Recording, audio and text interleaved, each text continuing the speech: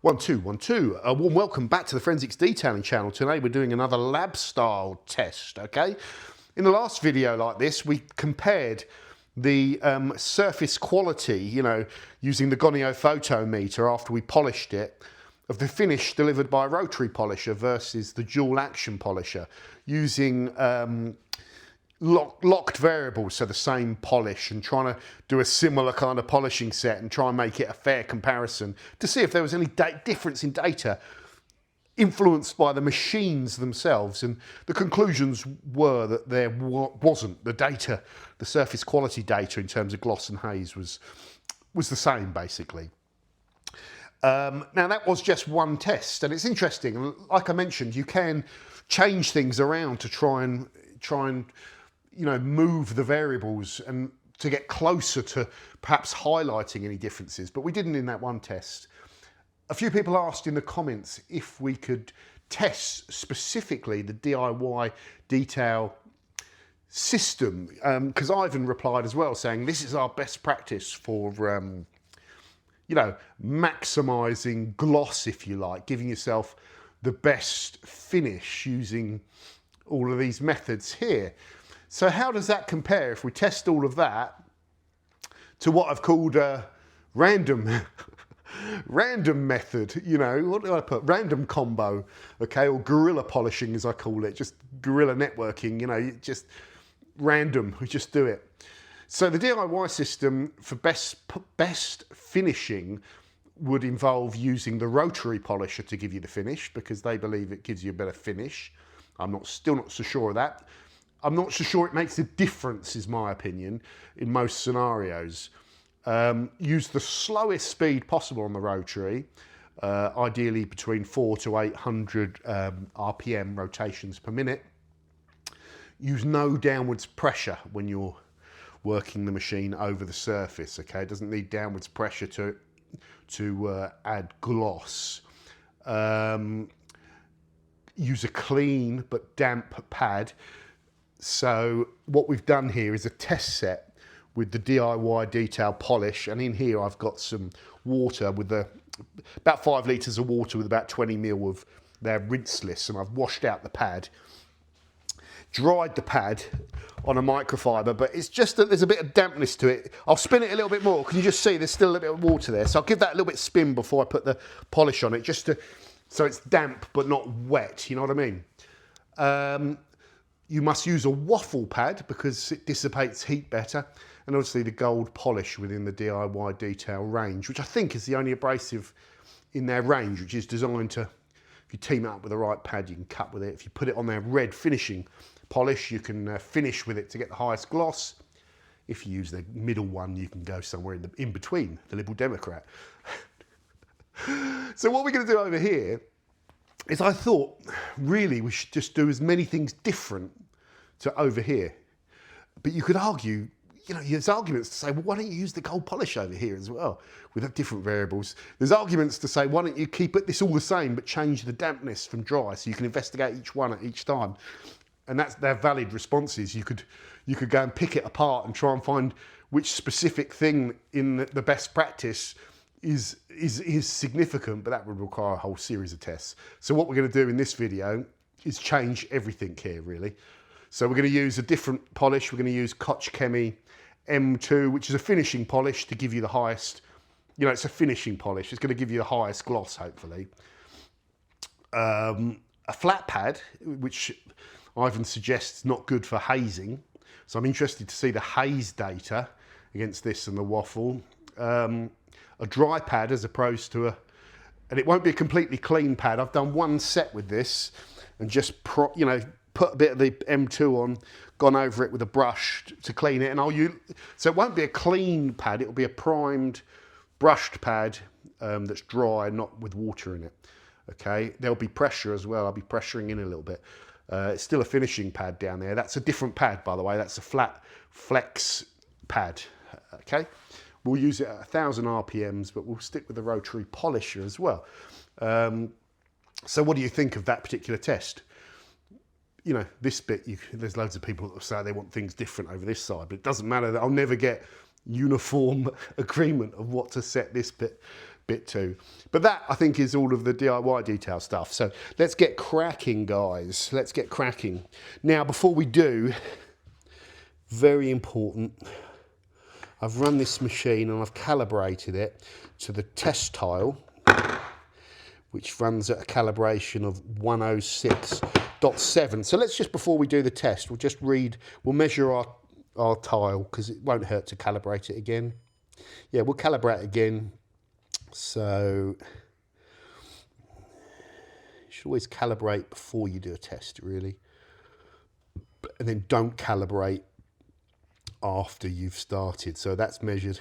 We're now calibrated at the tile reading. So hopefully now we should get a closer reading to 106.7. Oh, that's not a good sign. Why has it done that? It shouldn't do that. It's cold.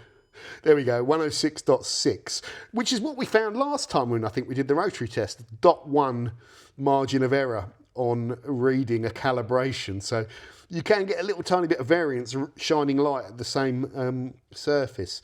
So let's just do a sanity check. Again, this surface has been compounded with a neutral, you know, as in it's not a Koch abrasive or it's not a DIY abrasive, it's a Rupes coarse and a Rupes coarse pad. So we've got a compounded finish, which is an ideal finish really to go to a final finish. So it's like a cut and finish, in other words. But the surface quality of this surface isn't going to be good. It's going to be like 80 to 10 to 20 log haze. What's going on there? Why has it gone into the thing? Is that the result? Let's just take another measurement. Don't know why it went into the average stats. What's going on here? This machine needs to warm up a little bit. Bit like me. Come on, take a reading. There we go. So that's actually not too bad. So it's quite shiny, and you know, that's not bad. That's a better reading than I thought, actually. There's going to be variance in this finish because a compounded finish is different. So yeah, well, that's actually very similar, isn't it? So you can see we've cut this and we've got a reasonable amount of gloss, but quite a lot of haze there. Not as much haze as last time, though. So, and we're going to see where these polishers can get us. So let's just clear all batches. Now, excuse me. So let's start with this one because we've got the pad on here, and let's just spin this off. I've got no spare hands. This is going to go everywhere. I put it under my knees, so speed it up a bit to make sure we get all of the loose moisture out of it. There it goes. Slow that down. So that pad to me is just damp, but not going to be, you can see a little bit of shine in my fingers there, but it's not going to be spinning. So I'm going to put the polisher down. We're going to do 4 passes. I'm going to put the camera down, guys. Sorry, I've got a bit of a cold as well. My brain's a little bit kind of foggy, you know, everything. It's very difficult to do this, to narrate this test, to conduct this test, to film this test, to do the polishing all at the same time is not as easy as you might think, okay? Right, let's get this polisher. It's not as easy. For you guys watching, how many of you do you think you could have a go at doing this? A lot of you think you could do it, but I'm not sure how many could. Some of you would probably be brilliant. Well, let's spin this and then squirt onto it. 1 squirt. Okay. Got decent coverage there. Decent. You can do 1 or 2 squirts, but I think DIY detail say 1 squirt is enough. Right, let's go. So we're not going to spread the polish either. We're on the lowest speed, which on this machine is 600 RPMs. Don't worry about the cable, where the cable goes. 4 passes, crosshatch, no pressure. Let's get a good arm speed going.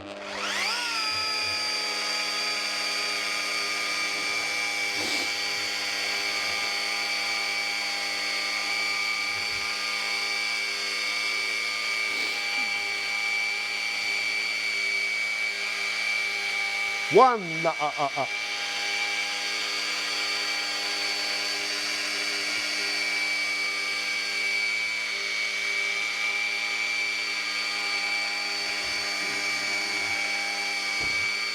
2,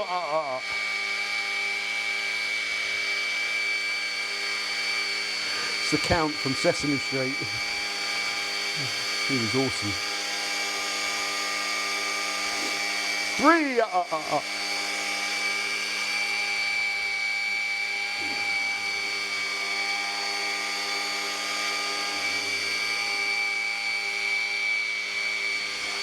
Okay, 4 passes.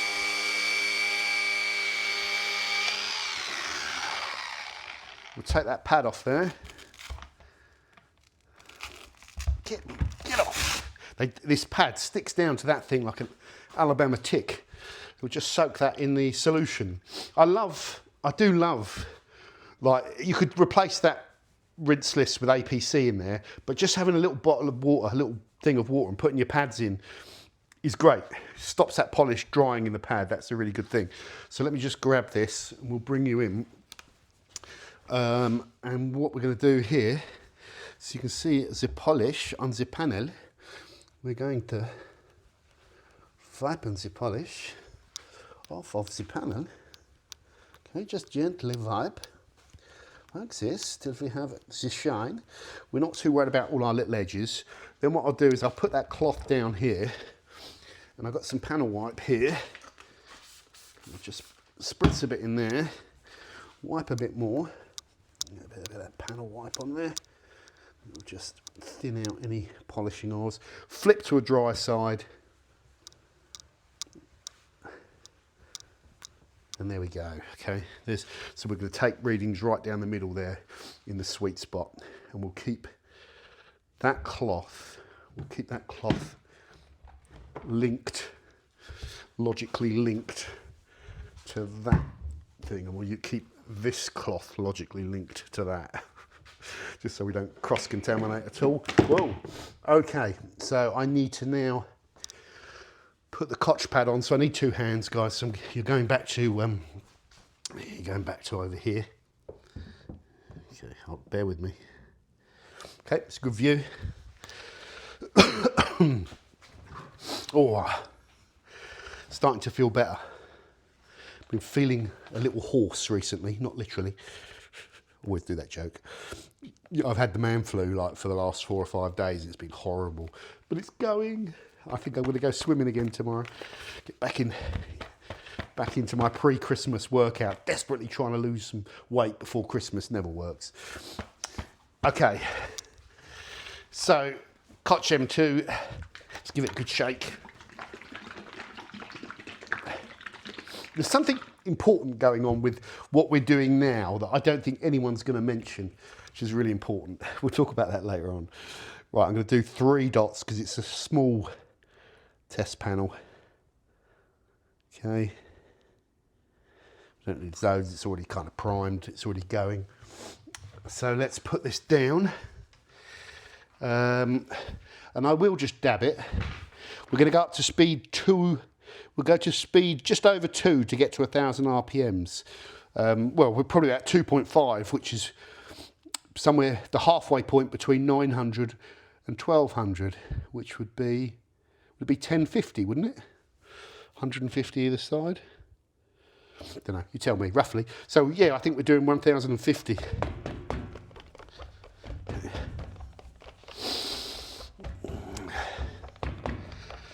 Right, you wouldn't need to worry about dabbing out like that with the rotary, but whatever, we'll just do it. 4 passes, pressure, a little bit more speed. It's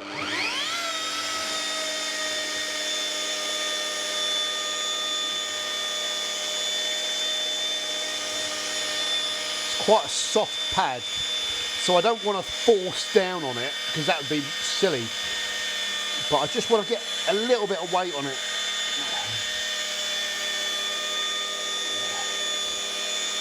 A little bit of compression there. Trying to keep the machine speed roughly the same. That's 2, isn't it?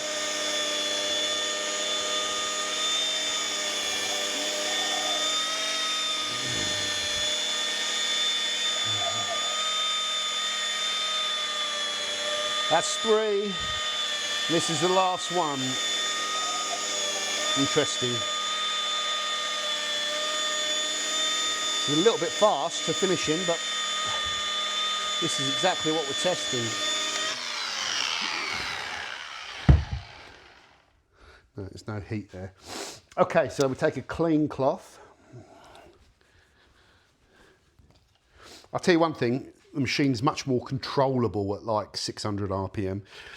I totally agree with Ivan on that low speed thing. And now, like I said before, I'm sold on that. I'm sold on certain things like that lowest speed thing. Not necessarily 400 RPM, but definitely like somewhere between 600 and 800 for finishing out, I think is absolutely fine. So let's just wipe this off with a clean cloth here. Let's go. Nice wipe down. Maybe not quite as easy as the DIY, or am I thinking of when I hit it with the panel wipe? It's just, by the way, this is an ancient bottle of polish. Oh, that's not panel wipe, that's rinseless wash. Right, let's put that in there. A bit of panel wipe on there.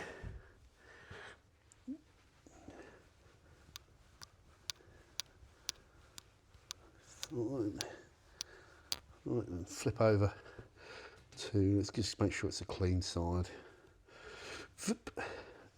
That's better, that's it, that's that final sort of buff out, if you like. There we go, and then put that, position that with that polish, just in case I want to do any further wipe downs later on. Okay, sorry about all the camera, it's going to be flying all over the shop and everything like that. Like I say, these tests are not as easy as you think to perform, to host, to talk over the top, to film at the same time. You know, if I stick a broom up me, you know what, I can sweep the floor as well. But yeah, they're not as easy as you think to do. So we're set down to 0, and let's just take some readings. Let's just take some readings. Hope this machine's playing ball. Right, here we go. Reading 1 from the DIY side. So 90.6 and 11 units of log haze. Okay, that's high. 92.0 and 11.4 units of log haze. That's high, that log haze. Yeah, that's a poor reading. You shouldn't get that. So let's delete last reading. It's got an error, so when it's taking loads of readings, if it suddenly sees the data change, it can flag that. But because only the log haze was a poor reading, it didn't flag it. Something's wrong in the centre of this panel. That's a poor reading, so let's just get rid of that. We just want a clean sweep of good readings. Yeah. Right, I'll tell you what, let's come off the panel. Let's turn this machine off. Reboot it. Switch off. Recalibrate it. Go again. That's what you do when you get live testing, unfortunately. But you have to, I think you have to perform this sort of test. Let's delete all data. You have to perform this sort of test live. Okay, recalibrate. Here we go.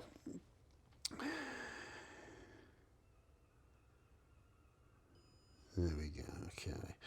Now let's just measure to give us an idea of error. So great. So we're 0.2 off of the calibrated reading of 106.7. So we're within a reasonable error. Let's clear, delete all data, and let's go again. Let's try. Come on in.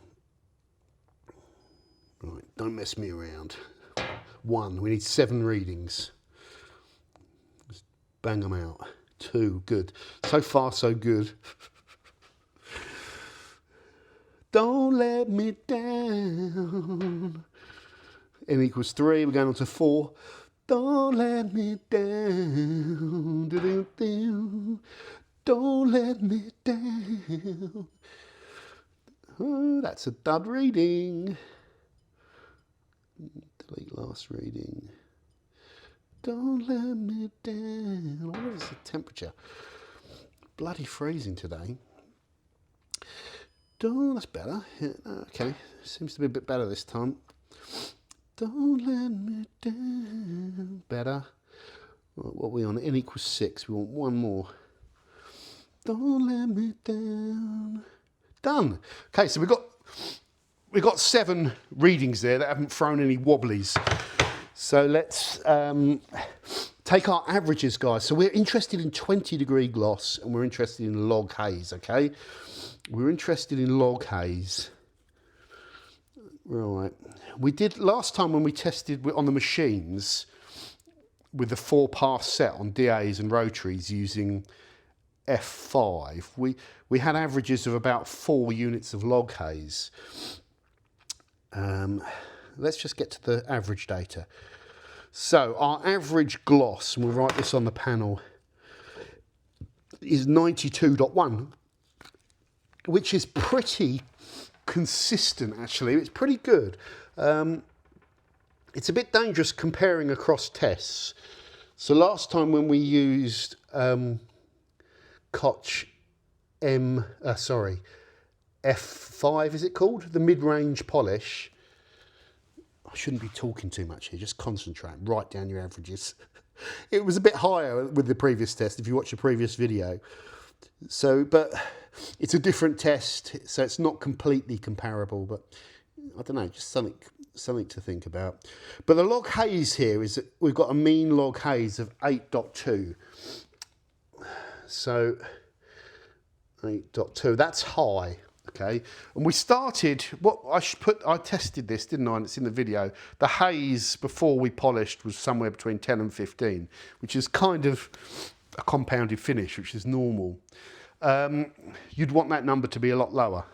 Okay, so that's quite hazy. So, right, let's go over here then, clear this data off. Right, where's the lid? Where's the lid for the pen gone, guys? Where's it gone? Where's it gone? Right, okay, never mind, I can't find the lid. It's rolled off somewhere. It's going to bother me.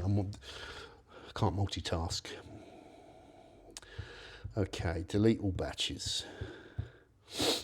Yeah, okay. So let's just hope our machine plays ball. Come on, we want good readings. Similar. Okay, but good reading. No, that's a bad reading. What's going on with that? I need to not leave this machine in the garage overnight. Let's just move it. Oh, let's just delete all batches. Over here. Start again. That's what I did on the other side. Okay. I want 7 good readings.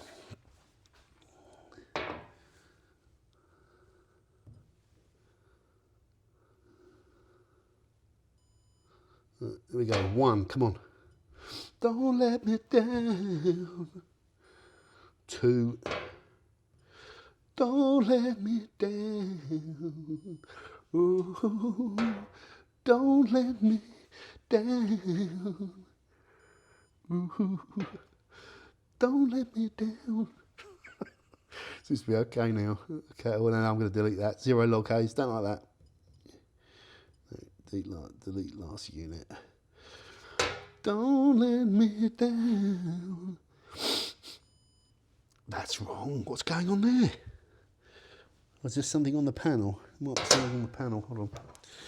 Don't let me down. Might not be a bad reading. There's like a little doodah on the panel there. Yeah, a little sort of pickling, spot of pickling. That's probably not a bad reading, but it's an abnormal thing. So it's not 50 haze.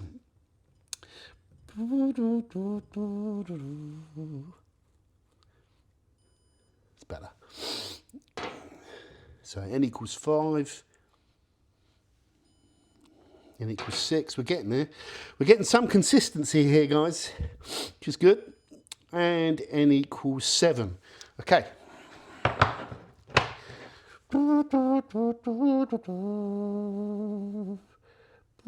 Stats. Okay, so our mean gloss, GU is 93.5. You see that? That reading is irrelevant. It's inaccurate. This is 20 degree gloss. I think we talked about that last time. It's pretty good. That's an improvement, isn't it, over what we got last time with the F5 polish, which is probably what you'd expect. And log haze 6.6. Okay. 6.6. Which is a reduction. Which is a reduction in haze of about half, isn't it? About half our pre-average haze. So so it's early doors yet, but let's just simply compare data. There's a slight difference in gloss, not a massive difference, but 1.4 gloss units. Not insignificant, but not massive, suggesting that this overall system has just delivered slightly more gloss. And in haze, there is a 1.6, is it? Add 0.6, you get 7.2. Yeah, there's a 1.6 difference in haze as well. Again, not completely insignificant, not massive, but an improvement. So in the simplicity of the test, in very simple terms, using this suite and this method has yielded us a set of results which are absolutely fine, by the way. But this gorilla combo has given us better results. Okay, let's write them on the board as well. So we've got them there to compare. So it's 93.5 and 6.6 GU and haze versus 92.1 and 8.2. Low, by the way, low is good with haze, and gloss, high is good, yeah? High is good, low is good. Just so people understand that, which you know, you wouldn't, unless you'd done this before, you wouldn't know, would you? But okay.